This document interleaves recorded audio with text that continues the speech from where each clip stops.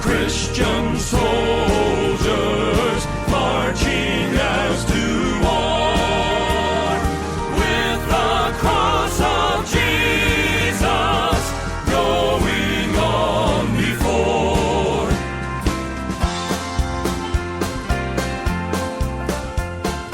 Onward then, ye people, join our happy throng. Blend with ours your voices in the triumph song. Glory, love, and honor unto Christ the King. This through countless ages, men and angels sing. Onward, Christian soldiers, marching as to war, with the cross of Jesus going on before. With the cross of Jesus going on before. March on.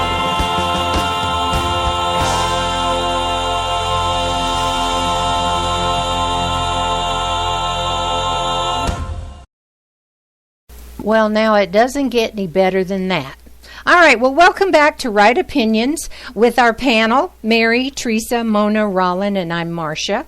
You are listening to Right Opinions on Spreaker, and we're a bunch of average Americans who love our nation. And through our Restoring America Together network of multiple Facebook groups, we'll give you our right opinions and help you understand what our nation's facing. So we are going to play Susan Snelling's constitutional moment at the top of the hour, so you will want to stay tuned to hear that too. So welcome back to our program, and we're going to start off talking about the Christians being slaughtered while our president just can't find it in his heart to say anything about these poor people being slaughtered all over the Middle East region. And we're going to start with Teresa. Thanks, Marcia.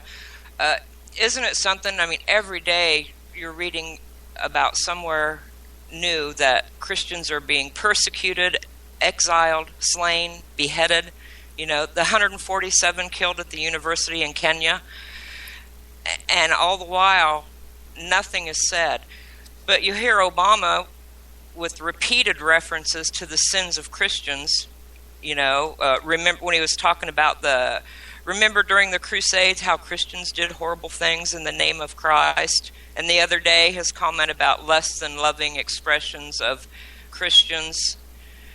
To me, his repeated reference to the sins of Christians, yet he refuses to discuss the religious affiliations of all these people that are committing these crimes. It just shows the hypocrisy of this administration. I don't think he cares. You know, in that attack on Syria, he didn't have any problem going on and giving condolences to the families for Alawites and the Ishmaels who were killed in but not one word about Christians that are being hunted down and murdered in Kenya. You know, and let's face it, it's been going on for a while, and it's just getting every day worse and worse. And nobody seems to want to take any action. He didn't even include, any of them in their deal with Iran, and they're holding 3 or 4 of our Christians captive. You would have thought that might have come up in the negotiations of a deal. I'm staggered by it. And look at the Christians that are fleeing all those countries there. I hear so many times, like Israel. I would love to visit Israel. There are so many beautiful religious historical sites, but I don't think I would set foot out of my United States ever again. And I wish I knew how we could make them do something. What do you guys think? Mona, how about you? Well, The thing is that I was watching about how, Obama is letting the military go in and they're doing all these air attacks against ISIS and all this kind of stuff.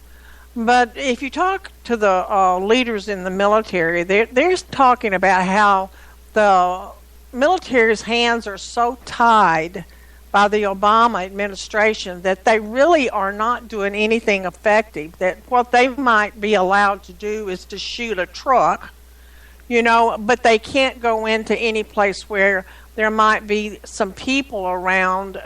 But that's where the ISIS headquarters are. They can't do anything about that. And then we can't put any boots on the ground to go in and try to do anything. One thing that makes you feel really good within your heart are these young people that are going over there, and they're Christian soldiers.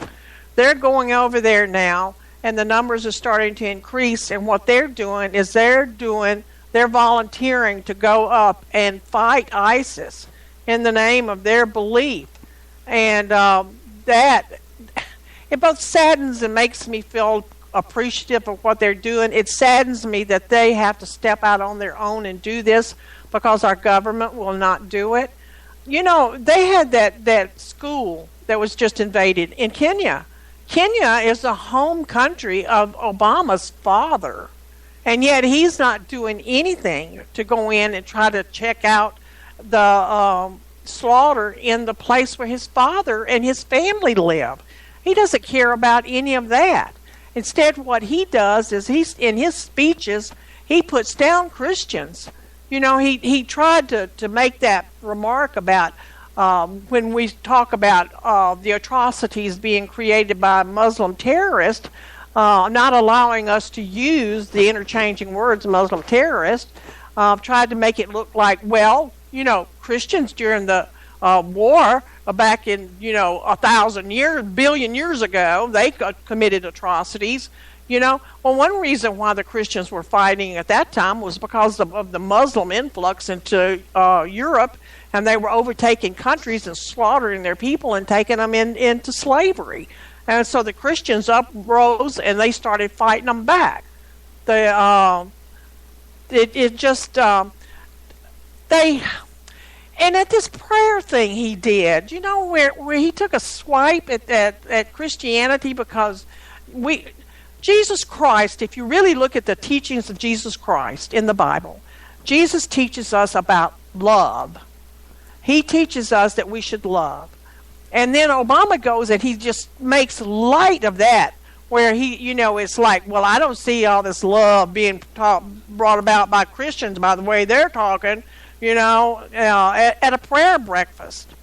His ignoring of Christianity in every aspect of anything, and his bringing into our public arena more and more Muslim-leaning things, like leaning more toward Sharia law and leaning more toward hurting women here in our own nation. We're going to end up having the same type of slaughter in our nation that they're having over there in the Middle East right now because of this man. If we do not stand up and start fighting back, one of the things, too, is that our Christian leaders need to start standing up. They need to start speaking out against this onslaught of Christianity in our country. They don't preach it in the pulpit about how important it is to stand up for our God. They don't teach their flock to go out there and stand up. Fortunately, people are doing it now. They're starting to fight back against it.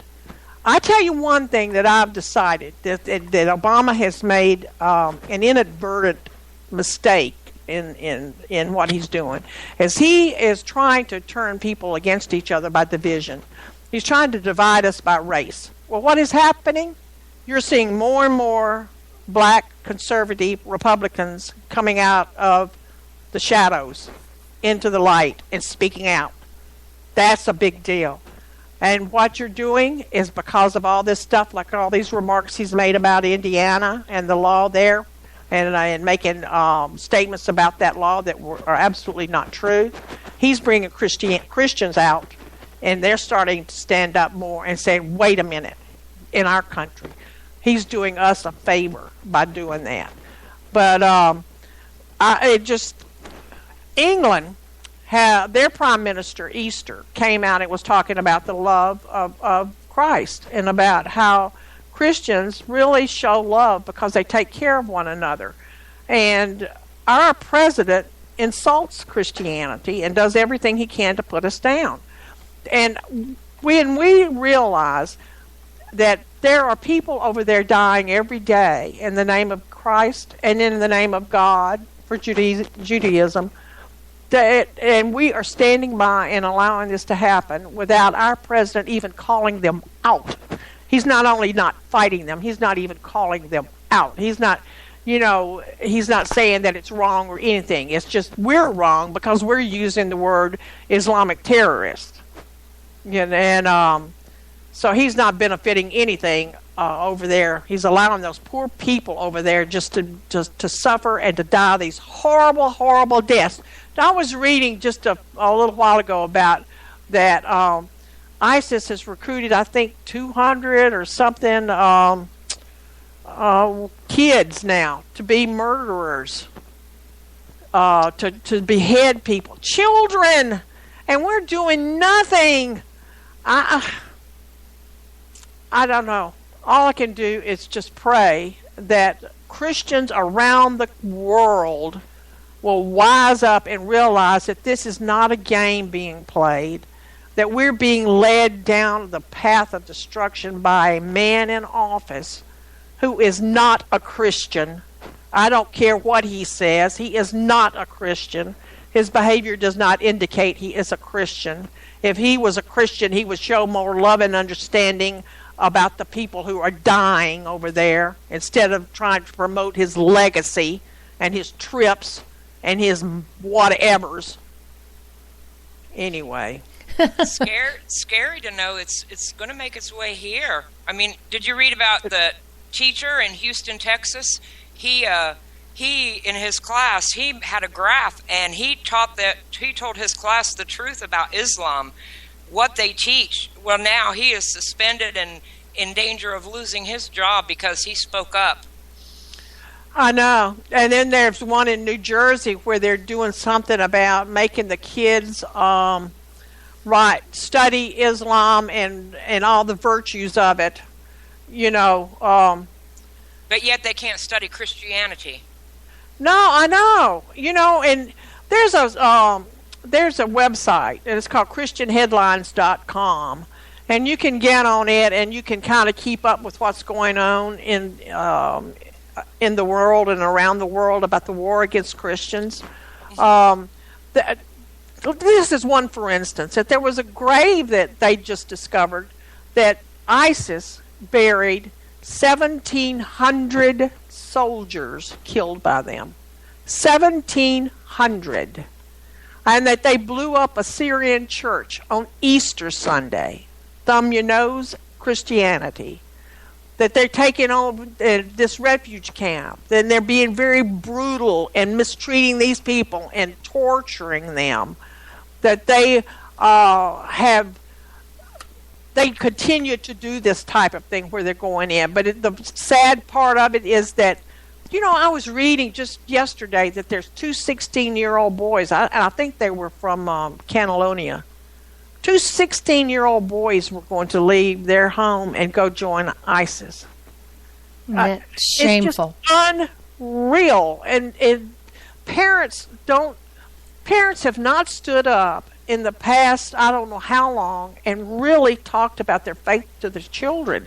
They're allowing them to get out into the world and go down to Panama City and kill each other and drink and have sex on the beach, but they're not teaching their children about the teachings of Christ, which is the teachings of love. And that's what the big problem is that we're not teaching that we have got to fight for our own existence. Just, Christ did. He spoke up.